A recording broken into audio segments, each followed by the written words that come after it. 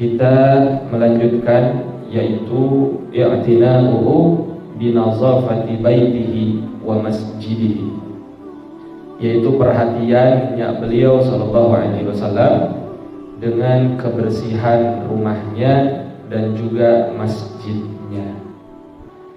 Bismillahirrahmanirrahim. Qala musannif rahimahullahu ta'ala wa nafa'ana Allahu bihi wa bi 'ulumihi fid dharain amin. Kana sallallahu alaihi wasallam ya'tani bi nazafati baitihi wa yuhibbu an yakuna nazifan wa yuhissu an-nasa 'ala dhalika wa yaqulu nazifu afniyatakum. Di sini ada satu riwayat yang mana Nabi sallallahu alaihi wasallam mempunyai rasa perhatian yang besar, yaitu mengenai dengan kebersihan rumahnya, dan beliau mencintai terhadap kebersihan rumahnya tersebut.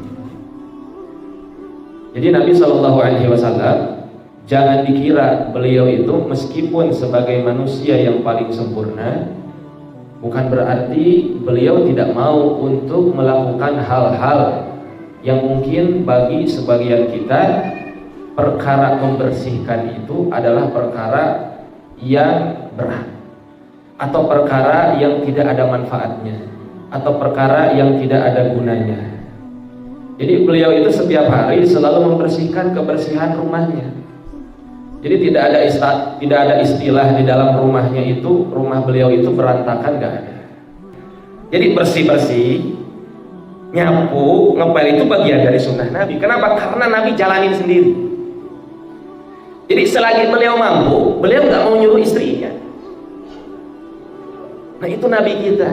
Coba antum bayangin, Nabi orang paling mulia, orang paling cerdas, orang paling pinter, tapi untuk istilah yang demikian bersih-bersih itu beliau nggak ada perasaan. Oh nanti kan saya ini kan Nabi, saya ini kan Rasul, masanya pemberian, nggak ada istilah. Jadi apapun selagi itu tidak dosa dan maksiat, kita kerjakan. Jadi nggak mentang-mentang kita ini sudah jadi orang, sudah jadi ajengan, sudah jadi ustaz, sudah jadi kiai, untuk perkara yang demikian kita nggak mau, salah besar. Nah justru Nabi itu cinta bersih-bersih, itu cinta, senang Nabi jalani begitu itu. Bahkan beliau itu wa yuhissun nasa 'ala dzalika. Bahkan beliau itu menganjurkan manusia. Di sini katanya annas. Nas itu umum. Mau dia muslim ke, mau dia kafir, tetap yang namanya bersih-bersih itu mesti dikerjakan. Bahkan sampai beliau bersabda, nasifu afniyatakum. Bersihkanlah oleh kalian halaman-halaman rumah kalian. Tuh Nabi itu yang nganjurin. Nah berarti bersih-bersih halaman rumah, bersih-bersih rumah, bagian dari sunnah Nabi bukan? Sunnah. Kata ibu-ibu, nah yang begitu saja dah yang mesti dikerjakan. Kalau yang tadi siang berat kayaknya, nggak usah. Nah kemudian bahkan ya atani binazafatil masjid wa yahtamu bidzalika wa yafrahu biman yaqumu bihadhihi almuhimmati wa lidzalika fa innahu lamma matat almar'atu allati kanat taqumul masjida wa lam yukhbiruhu illa ba'da dafniha ta'athara. Wa qala hala adantumuni fadhahaba ila qabriha wa shalla 'alaiha. Kemudian ada riwayat, ini masih berkaitan tentang perhatian beliau kepada kebersihan. Nah beliau itu di samping tadi perhatian untuk membersihkan rumahnya, maka beliau pun perhatian beliau itu untuk membersihkan masjid. Jadi kalau orang-orang yang membersihkan masjid, istilah kita itu marbot masjid, itu jangan dianggap itu orang hina, jangan dianggap itu orang jelek, orang gak ada manfaat. Enggak, justru itu marbot itu orang mulia. Kenapa? Karena rumah Allah yang dijaga sama marbot, bersih-bersih sama marbot, ngepel sama marbot, semua perhatian marbot sama masjid itu luar biasa. Itu jangan dianggap sepele, itu orang mulia. Coba antum, mampu nggak antum jadi marbot masjid? Kita jadi marbot masjid sehari dah begitu, belum tentu kita mampu. Tapi orang-orang yang membersihkan masjid, istilahnya marbot masjid itu orang yang ikhlas. Jangan dianggap orang hina orang-orang begitu itu. Apalagi rumah Allah yang dibersihkan. Nah, kemudian beliau itu wayahtamu bidzalika, dan beliau itu sangat amat mementingkan untuk membersihkan masjid. Jadi kalau dulu itu Masjid Nabawi ya belum kayak kita pakai keramik, masih pasir. Jadi kalau Masjid Nabawi kotor, bukan disapu, bukan dipel kalau dulu, karena nggak pakai keramik, masih pasir. Itu kalau ada dedaunan atau batang-batang pohon-pohon korma jatuh, dibersihin, diangkat. Makanya kalau kita lihat film Nabi Masjid Nabawi kan atapnya pakai dedaunan korma. Nah, itu cara pembersihannya begitu. Wa yafrahu biman yaqulu bihadhil muhimmati walidzalika fa innahu lamma matat al-mar'atu allati kanat taqumul masjidan wa lam yukhbiruhu. Dan beliau itu senang kepada orang yang dia mau mengerjakan perkara-perkara yang hubungannya untuk membersihkan masjid tadi. Bahkan di sini ada satu kisah ketika seorang perempuan, jadi marbot masjidnya ini seorang perempuan. Nah, ini seorang perempuan ini setiap hari selalu membersihkan masjidnya Nabi. Hingga akhirnya ini perempuan yang selalu membersihkan masjidnya Nabi ini, itu beliau itu meninggal, wafat. Sampai-sampai walam yukhbiruhu, sampai-sampai tidak ada para sahabat Nabi itu memberikan khobar berita sama Nabi. Nabi nggak dikasih tahu dengan wafatnya perempuan yang suka membersihkan masjid ini. Illa ba'da dafniha, kecuali setelah perempuan tadi itu dikuburkan, dikebumikan.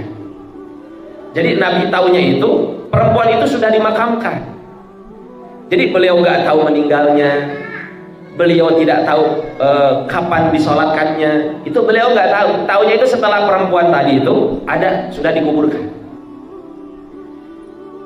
Waqala, hingga beliau berkata, hala adantumuni. Maksudnya, kenapa kok ente nggak kasih tahu sama saya? Gampangnya begitu. Nah, itu beliau itu bicaranya sama para sahabatnya Nabi. Fadhahaba ila qabriha wa shalla 'alaiha. Maka setelah beliau tahu perempuan yang suka membersihkan masjid tadi sudah dikebumikan, maka beliau fadhahaba ila qabriha, maka beliau pergi ke kuburannya. Wa shalla 'alaiha, dan kemudian beliau melaksanakan sholat di kuburan di sini. Berarti sholat gaib. Nah, itu saking perhatian beliau sama orang-orang yang suka membersihkan masjid. Bisa antum bayangin itu, orang yang suka bersihkan masjid, saking beliau peduli perhatian, tahu-taunya sudah di kuburan. Karena cintanya beliau sama orang-orang yang suka membersihkan, itu sampai beliau ziarah, beliau sholatkan perempuan tadi. Nah, kira-kira kalau perempuan tadi didatangin, yang datanginnya Nabi, disolatkannya sama Nabi, kira-kira perempuan tadi dapat pertolongan apa tidak? Kira-kira dapat syafaat tidak dari Nabi? Dapat. Nabi doakan itu perempuan, Nabi sholat di atas kuburannya itu perempuan. Oh, beruntung. Wa kana hunaka rajulun makhsusun yatawalla takhbir al-masjid wa huwa Nu'aimul Mujmar wa sumiya bil Mujmir nisbatun ila hadhihi al-wazifah wa laysa hadha khasan bi masjidihi bal kana yahisu ala dhalika biwajhi amin. Nah, di sini ada satu riwayat lagi. Ini banyak riwayat ya. Jadi kitab ini tuh banyak riwayat-riwayat. Nah, ini footnote-nya ada di bawah. Ini hadis. Nah, di sini diceritakan ada seorang laki-laki yang laki-laki ini secara khusus selalu menyalakan bukhur di masjid. Nah, kayak beginilah. Bukhur di masjid. Jadi beliau itu punya tugas khusus itu nyalain bukhur di masjid. Wa huwa Nu'aim, namanya Sayyidina Nu'aim. Punya gelar Al-Mujmir. Jadi beliau dikasih gelar itu Al-Mujmir. Jadi mujmir itu atau istijmar itu adalah menyalakan dupa atau menyalakan bukhur, itu namanya istijmar. Orang yang menyalakannya disebut mujmir, orang yang menyalakan bukhur. Nah, kalau menyalakan bukhurnya namanya istijmar. Jadi kalau antum nyuruh istijmar dong, nyalain dupa maksudnya. Nah itu begitu, istijmar namanya. Jadi kalau kita nyalain begini ini sunnah. Itu ngundang malaikat rahmah. Kadang-kadang kan kalau di kuburan tuh ada orang itu nyalain kemenyan kalau bahasa kita pakai kelapa. Iya kan? Apa istilahnya? Sabut. Sabut kelapa kan yang suka dirobek ditarik begitu. Terus kadang-kala dia itu bawa bukhur dari rumah. Nah itu sunnah sebetulnya, ngundang malaikat rahmah. Nah bahkan kalau orang sering istijmar itu di rumah, itu kayak kemarin itu Sayyid Ali At-Tijani itu beliau sepanjang hari itu bukhur itu mesti nyala. Kalau nggak nyala beliau nggak mau. Itu mesti nyala bukhurnya. Kenapa? Ketika kita tanya kenapa Sayyid kok bukhur itu terus dinyalakan? Yang pertama yaitu tadi mengundang malaikat rahmah. Kedua, Rasulullah itu cinta dengan wewangian. Jadi istijmar itu sunnah hukumnya. Karena wa yuhibbur rihu at-thayyib al-hasan. Jadi Rasulullah itu cinta dengan wewangian atau angin. Ya wewangian lah. Wewangian yang wangi. Ya kalau wangian ya pasti wangi ya. Bau-bau wangi itu Nabi senang. Nah, makanya kalau kita lihat di majelisnya para habaib atau ulama, kenapa mesti ada kemenyan atau bukhur atau dupa? Itu ya begitu sunnah. Nah itu ya di samping ya undang malaikat rahmah, ya setan juga gak bakal mau dekat. Nah itu istijmar namanya. Nah sehingga beliau itu wasumya bil mujmir, maka beliau itu dinamai al mujmir, orang yang suka menyalakan dupa. Kenapa? Karena menisbatkan ila hadhil wazifah, karena beliau itu selalu membersihkan. Jadi masjid itu selalu dinyalakan bukhur. Nah ini istijmar itu hukumnya sunnah. Nah bahkan di dalam kitab Tanwirul Hawalik lil Imam As-Suyuti rahimahullah ta'ala. Nah ini kitab Tanwirul Hawalik ini syarahnya kitab hadis Al-Muwatta Imam Malik. Nah di dalam kitab itu dikatakan ada riwayat ini Imam Malik ketika ada tamunya datang. Nah itu beliau itu punya khadimah. Khadimah itu pelayan. Nah kalau di kita ya khadim. Nah itu pelayan itu khadimah itu berarti perempuan. Itu khadimahnya masih kecil-kecil, belum balik. Bukan perempuan yang sudah dewasa, bukan. Jadi wanita-wanita kecil. Itu khadimahnya selalu berkhidmat sama Imam Malik. Nah ketika tamu itu datang ke majelisnya Imam Malik, ini khadimah-khadimah yang perempuan-perempuan kecil-kecil tadi itu orang-orang cerdas, orang-orang pintar. Dan beliau itu ingin mengabdi kepada Imam Malik. Nah ketika beliau itu datang ke majelisnya Imam Malik, itu khadimah ini selalu bertanya kepada tamunya. Ketika bertanya sama tamunya, engkau datang ke majelisnya Imam Malik ini, apa yang kau inginkan? Engkau ingin bertanya tentang masalah keagamaan atau engkau ingin mengaji hadis? Nah itu suka ditanya begitu sama tamunya. Nah hingga akhirnya ada tamu itu yang saya ingin bertanya tentang agama. Oh enggak, saya ingin bertanya tentang hadis. Nah ketika disampaikan sama khadimahnya ini kepada Imam Malik, wahai Imam Malik, itu tamu yang mau datang, ada orang yang mau bertanya tentang agama, ada orang yang mau bertanya tentang ada orang yang mau mengaji tentang hadis. Nah seketika itu Imam Malik itu langsung mandi. Beliau mandi, beliau pakai pakaian yang paling bagus, beliau pakai imamah, setelah itu beliau pakai minyak wangi, kemudian beliau menyalakan istijmar, menyalakan dupa ini. Nah itu ketemu tamu sampai sebegitunya. Nah kalau kita ketemu tamu gimana? Ya kita ketemu tamu ketemunya seketika itu ya sudah, belum mandi, belum rapi-rapi, belum bersih-bersih. Kalau Imam Malik enggak, saking hormatin sama tamu, itu istijmar itu selalu digunakan, selalu dijalankan. Itu saking pentingnya jalanin sunnah itu begitu, karena nggak kepengen di majelisnya itu bau, di majelisnya itu berantakan, sehingga beliau itu selalu beristijmar, menyalakan bukur.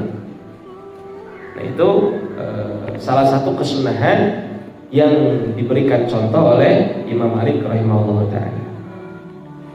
Kemudian faqad ja'a fil hadis, maka sungguh telah datang di dalam satu hadis, amarna Rasulullah sallallahu alaihi wasallam, amarna Rasulullah sallallahu alaihi wasallam bibina'il masajid fi dauri wa amarna an tanzifah. Maka hadis ini menjelaskan bahwasanya Nabi sallallahu alaihi wasallam memerintahkan kepada kita bibina'il masajid, untuk membangun masjid. Jadi Nabi itu perintah kita untuk membangun masjid. Tapi membangun masjid ini yang perlu untuk diperhatikan. Kenapa? Karena di akhir zaman sekarang orang semangat untuk bikin masjid, orang semangat untuk bangun masjid, tapi nggak pernah diisi.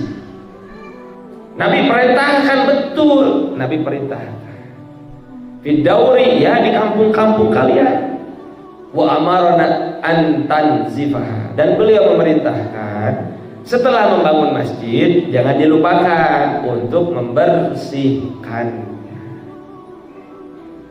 Fi riwayatin wa an thayyibah, atau ya sama, intinya membersihkan. Jadi memberikan wangian, harum-haruman, itu di masjid mesti begitu. Kemudian wa amar an takuna mutahhir, yakni amakin qada'il hajah ala abwabiha hatta la yusikha an-nasu al-masajidah. Dan beliau memerintahkan untuk selalu mensucikan, yakni amakin qada'il hajah, yaitu maksudnya tempat-tempat pembuangan hajat. Berarti ya kencing sama buang air kecil sama buang air besar. Qada'ul hajah, bahasa Arabnya itu qada'ul hajah, buang hajat. Jadi beliau itu menyuruh untuk memerintahkan membersihkan tempat-tempat pembuangan hajat. Jadi kalau di masjid kan pasti ada WC. Nah itu tempat-tempat pembuangan hajat tersebut mesti dibersihkan. Ala abwabiha, juga pintu-pintunya itu mesti dibersihkan. Hatta la yusikhan nasu al-masajidah, sehingga orang-orang itu tidak mengotori kepada masjid. Jadi maksudnya kalau kita bikin masjid, usahakan tempat pembuangan hajatnya itu jangan dekat dengan masjid. Jadi usahakan jauh. Jadi apalagi jangan sampai menempel antara WC dengan masjid.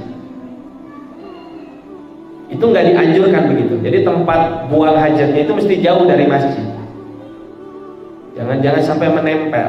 Kenapa? Karena khawatir akan mengotori masjid. Apalagi yang di masjidnya itu, makanya kalau di masjid kan, kalau masjid-masjid kita itu ada kulahnya. Nah tujuannya itu kenapa? Setelah dari tempat pembuangan hajat, cuci kaki di situ. Setelah cuci kaki, masuk ke dalam masjid dalam keadaan bersih. Khawatir ketika dia setelah membuang hajat, dia bawa najis, sehingga najis tersebut pun dibawa ke dalam masjid. Nah khawatirnya begitu. Apalagi di WC-nya, di tempat pembuangan hajatnya kotor. Kadang-kala buang hajat nggak pernah disiram, buang hajat nggak pernah disiram sampai bau pesing. Nggak boleh itu di masjid begitu, mesti dibersihkan. Nah itu saking pentingnya kebersihan di dalam masjid. Wa nahar rajulu ayyatan nakhama fil masjidi wa akhbaro at-tanzifal masjidi hatta minal qadati wa hiya asgharu syai'in yumkinu ayyatasawwara minal wasahi fihi ajrun kabirun.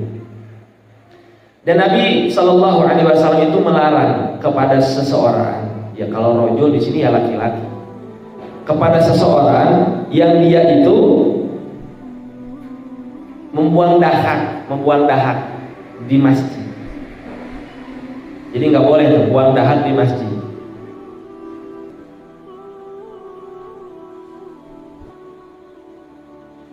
Dan beliau itu menyuruh untuk membersihkan masjid hatta minal qadzati, sampai dalam urusan yang kecil yang sepele. Makanya dulu di zaman Nabi itu pernah ada sahabat Nabi itu buang dahak di dalam masjid. Ketika buang dahak di dalam masjid, itu Nabi ngelihat sahabat itu buang dahak, tapi sahabatnya nggak ngelihat Nabi. Ketika Nabi ngelihat sahabat itu buang dahak di dalam masjid, itu Nabi nggak nyuruh orang lain, Nabi yang bersihkan sendiri dahak. Coba antum perhatikan. Antum kalau lihat dahak orang seneng nggak? Jijik kan? Ini Nabi yang bersihin dengan tangannya sendiri, nggak nyuruh orang. Itu saking pentingnya kebersihan di dalam masjid. Jadi beliau melarang betul, nggak boleh buang dahak di dalam masjid. Jangankan buang dahak meludah di dalam masjid ataupun di dekat masjid, nggak boleh. Dilarang itu perkara yang begitu. Bahkan beliau pun menyuruh kita untuk memperhatikan perkara-perkara yang sampai terkecil. Wahya asghatu syai'in, sesuatu yang amat sangat kecil.